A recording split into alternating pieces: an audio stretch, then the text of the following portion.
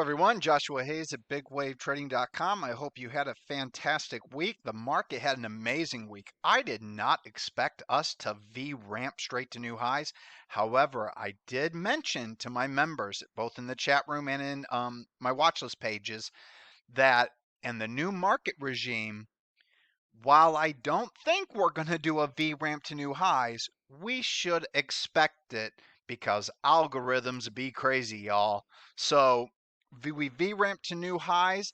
The biggest thing that I can see that's changed is one leg down, two legs down, three legs down, new highs. Everything is compressed. Everything is short.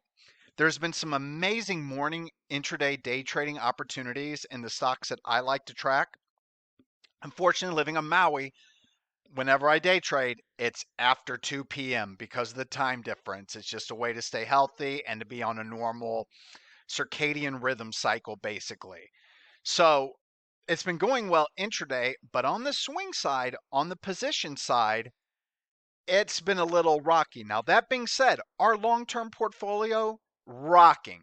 Absolutely rocking. With the SPY getting new all-time highs, you can imagine where my long-term portfolio is. But even better, the quarterly portfolios, the 10 stocks that we selected in November, holding for 90 days, no stops. You hold it for a full quarter.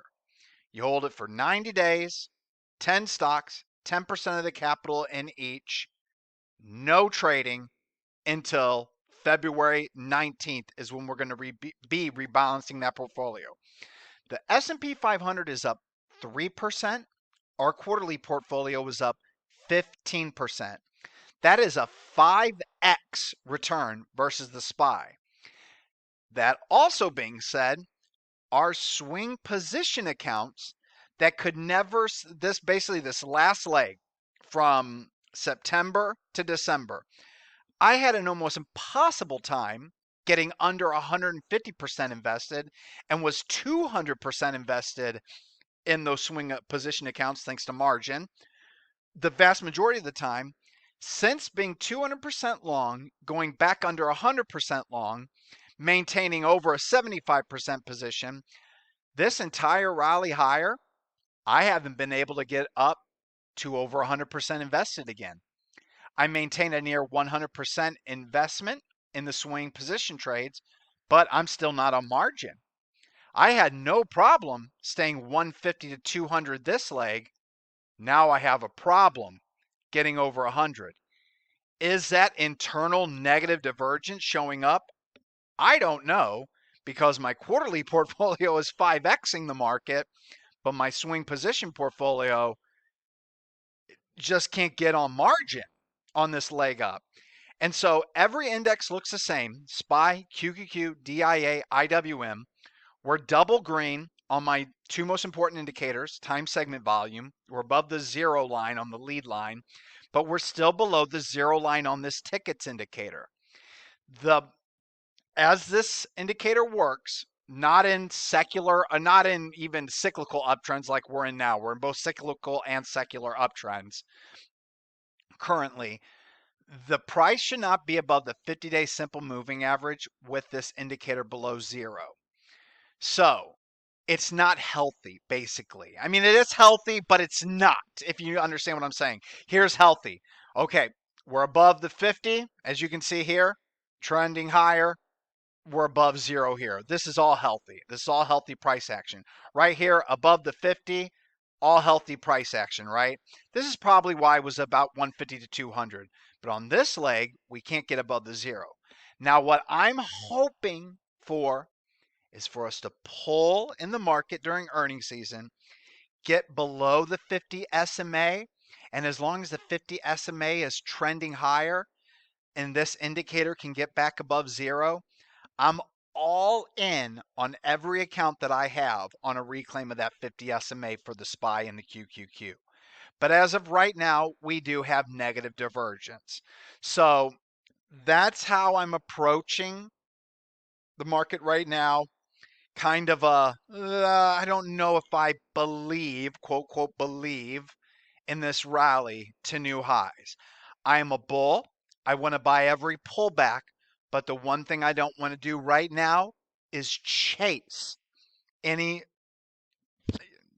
chase this move higher, I guess you could say, in the overall market.